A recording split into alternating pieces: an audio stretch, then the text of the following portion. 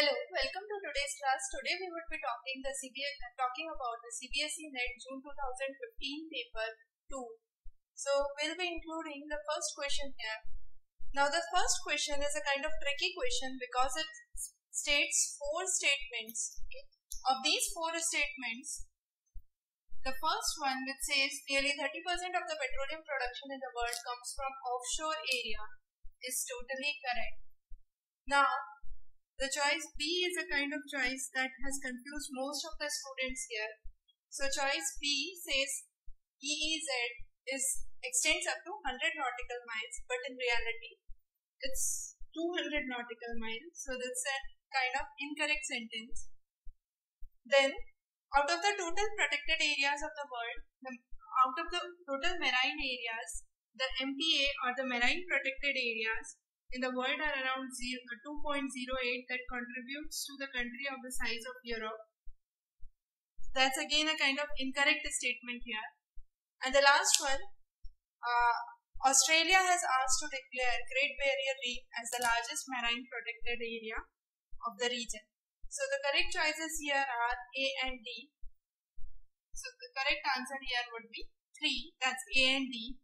Now, there has been a controversy as to whether Great Barrier Reef should be declared as the largest marine protected area or not. So, that's a kind of tricky question because there is no choice that mentions only A. Therefore, the correct answer would be A and D. That's choice 3. Next question.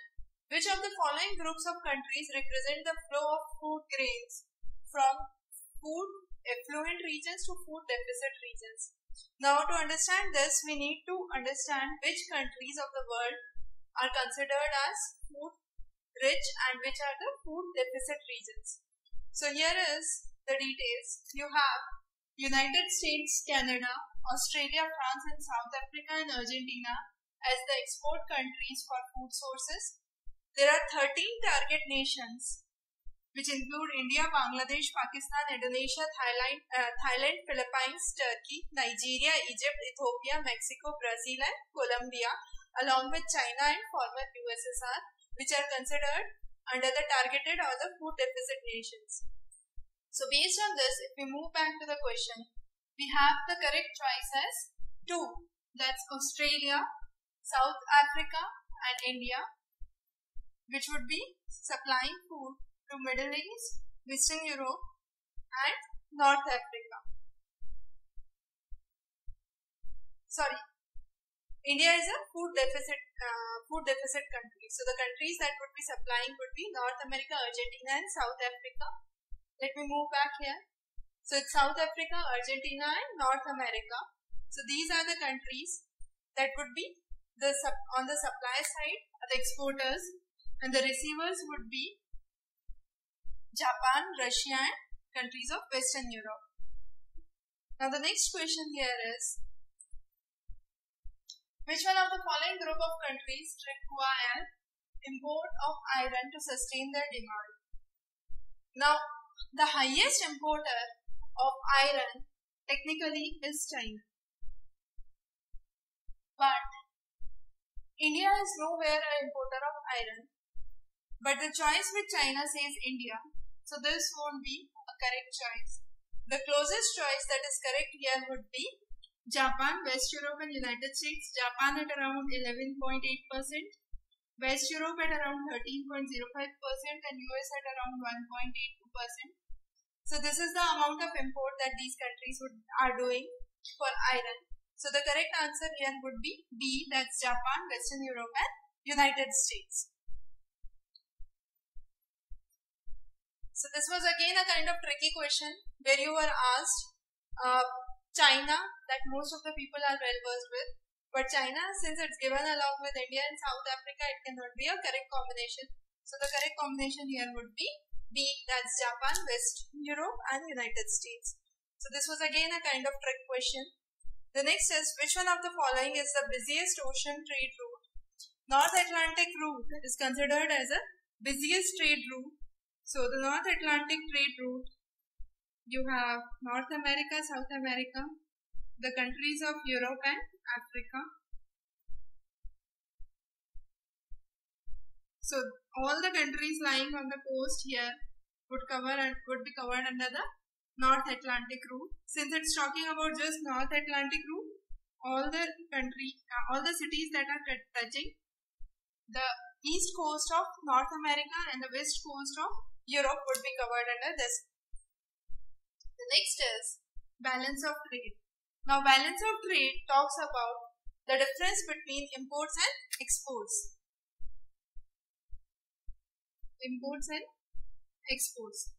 Now India's balance of trade is negative with Middle East because India imports a lot of petroleum as compared to its exports to Middle East. Therefore, India's balance of trade is always negative with Middle East because the imports are much higher as compared to exports because of the import of petroleum. The next is, who classified Indian races? Herbert Risley was one of the scientists who classified Indian races. The basic criteria based on classification for races here was the nose. And based on that, he classified primarily the Dravidian and the Aryan race. The next question is, heartland theory was postulated by, this is a direct question, Mackinder gave the theory of heartland under geographical pivot concept. The next is, this is a question which is based on the recent or the current happenings around the world. Now Cuba and United States are neighbor to each other in terms of geographical space. So you have North America here, this region is United States, and you have an island group of countries which is Cuba here. They are physically neighbors or geographically they are neighbors, but they are not friendly. They have a huge difference in terms of political philosophy, since Cuba believes in the lines of communist philosophy as compared to United States. So the first statement is correct. They are neighbor to each other, but they are not friendly. So Cuba got its independence in 1902. And since 1950s, it has been on the lines of communism, and therefore there is a kind of ideological differences. It's illegal for any US corporation to do business in Cuba. However, recently on 1st July 2015, United States has allowed interchange of embassies and visas in Cuba and United States. The next is, which one of the following authors has defined the phrase? Now among these, E.B. Taylor was a person who explained culture as a complex whole that includes knowledge, belief, art, morals, laws and customs which are acquired by man as he is a member of the society. So the correct answer here is E.B. Taylor. Next question. Indian people elect their representatives to House of People. Now in India, the House of People is elected by the method of single preference ballot. So each person individually casts his ballot, and therefore it's known as a single preference ballot, and you are directly electing the person itself.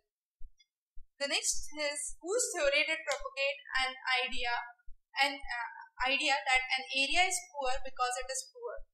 Now Mridal was the person who gave the concept of cumulative causation theory. As we have already talked about this theory in the previous sessions, in the previous videos, cumulative causation theory believes in the fact that a country which is rich gets much more affluent with the course of time, while a country that is poor gets on getting much and much poorer with time. So Mridal talked about a kind of vicious cycle that operates in the economy, and the area that is poor becomes much more poorer, and he kind of proved the fact that was propounded by Knowles. The next is, which of the following concept, the term triple bottom line reflects the importance of environmental, social and economic factors in decision making. Now this concept, the triple bottom line concept, was propounded by Ecclington in he talked about the concept of sustainability, and he talked basically about three concepts, that is people, planet and profit. People, planet and profit.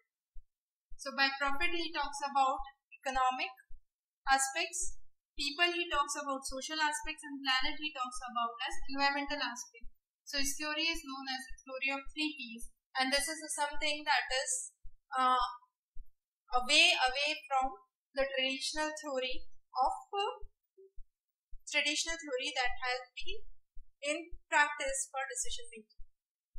The next theory is, which of the following regions is characterized on the communication networks flowing upwards and downwards through a succession of service centers of varying significance?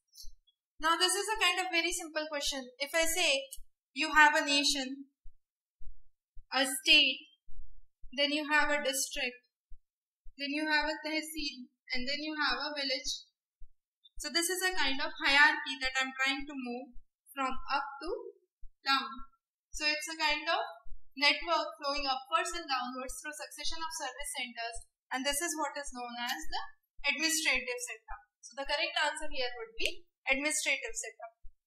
The next question is, which of the following planning region develops along the transport lines?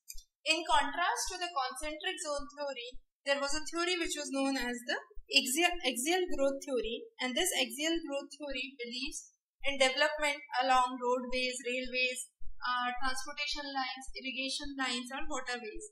So the correct answer here is axial development regions. Next question.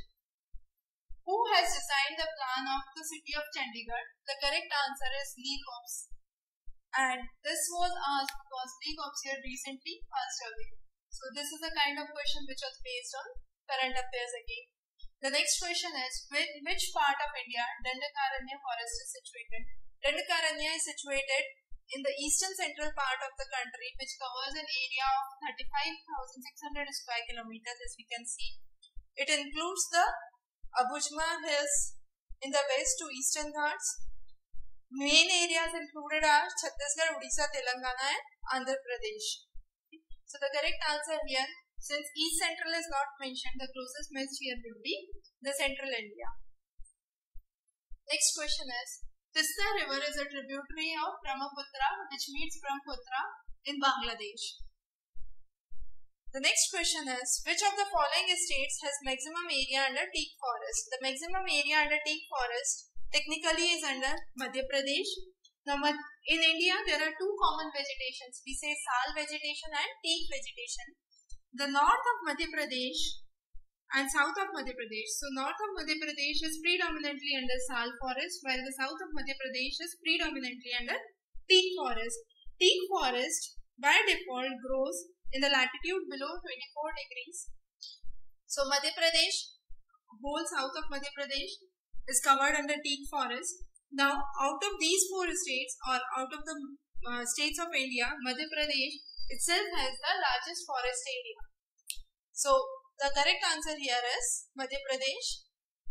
So as we can see, it's confined below 24 degrees, and here are the limits that explain the areas in which teak forests have been evidently found. So you have MP, Maharashtra, Andhra Pradesh, Tamil Nadu, Karnataka and Kerala. Here are some important forests. So in MP, the main areas are Hoshangabad and Betul, while in Karnataka, the main areas are North Kangra. Now if we go back to the question, Uttar Pradesh and Bihar cannot be the choice because they are located above 24 degrees latitude. So the only options here remain are Karnataka and Madhya Pradesh. Of these, Madhya Pradesh has a huge amount of forest, and among those forest areas, nearly half of it, which is in the south, is covered under teak forest. Now next question, which of the following rocks almost cover all workable oil deposits in India? Now oil deposits are mainly found in either sandstones or limestones, the reason being these rocks are porous, and within the pores you have the accumulation of oil deposits. The oil deposits that were previously formed are deposited as shales. These shales are the deposits that are compressed under the surface for a huge period of time. As a result, they are submerged deep into, and these shales usually belong to the Mesozoic or the Tertiary period. So Tertiary period belongs to the Cenozoic era, and then you have the Mesozoic era. So these two are the main eras in which you will find sedimentary rocks. And as I said, most of the oil deposits and natural gas deposits are found in sandstones and limestones, which are sedimentary rocks. So granite and metamorphic cannot be the answer. The only two remaining choices here are ancient sedimentary and tertiary sedimentary. Of these, most of the shale deposits are found in Mesozoic and the Tertiary era. So the correct answer here is 4, that's tertiary sedimentaries. The next question is, which of the following coastal areas of India were affected by Hudhud cyclone? This question is again based on current affairs. Hudhud cyclone affected the coast of India in October 2014. The major epicenter, or the major, I should say, the center or the focus area for the cyclone was near the Visakhapatnam in Andhra Pradesh coast, and maximum casualties happened in the Andhra Pradesh coast. So the correct answer here is 3, Andhra Pradesh coast. The next question, you have 4 statements that are given. You have to find out which one of the following is the correct statement. Now, arithmetic mean is definitely affected by any outliers or any extremes in the data set. So if there are two values which say one is 0 and other is 400 of a data set whose average is 20 or whose average is 80, this average would be definitely affected by the outlier values. So this cannot be the answer. Arithmetic mean is a real number. It need not to be a positive number always. It can be 0, it can be negative. Then arithmetic mean is not useful for any further statistical analysis. That is incorrect, because mean is used to find standard deviation, variance, and so on. Okay. So this is also incorrect. So the only correct choice is it's a numerical value. You have numbers in it. The next question, which of the following methods of central tendency is an appropriate method for study of dispersion? Now, study of dispersion basically includes, the commonest of these includes variance and standard deviation. Now, if I talk about either variance or standard deviation, how do I calculate them? Variance and standard deviations are deviations from the mean or the arithmetic mean. So any deviation from the arithmetic mean would help you calculate variance and standard deviation. So the most commonest or the appropriate measure here would be arithmetic mean. The next question is, which of the following techniques helps you provide a spatial association of different attributes? So choropleth is a technique that helps you measure spatial association. So you can say by regions that this area I can make of a deeper shape and this can be less dense. So that's a kind of choropleth thing. So I'm trying to explain that one area the vegetation is much more dense as compared to other areas. So I'm trying to prove a spatial association among different attributes. Next question is a kind of match the following question. So now let's start here with the simplest one. Star diagram is also known as wind direction diagram or windrose diagram. So the correct answer for D is 3. So D is 3. I can have either 3 or 4. I straightforwardly remove 1 and 2. Now, dot maps are used to show population of the region. So if I say population of the region, if there are less dots, it's less densely populated. If there are higher number of dots, it's more densely populated. So this shows population distribution. So B shows 2. So the only correct answer here can be 3. Now let's check the other ones. You have isopleth matching at changes which are relatively gradual. So you have an isopleth line of 100, then 110 and 120. So that's a kind of change which is gradual. And finally you have a scatter diagram which talks about natural grouping or relationships. So you are talking about kind of relationships, which items are closely related and which items are not that closely related. The next question is, which of the following can be shown with the help of isobaths? So isobaths help you show the depth of the ocean water. So that's a kind of direct factual question that has been asked. The correct answer is 2, the depth of ocean water. With this we covered the CBSE NET June 2015 Geography Paper 2. We will be covering paper 3 in a separate session. You can subscribe to Exam Base channel for any further updates. Till then, have a good day.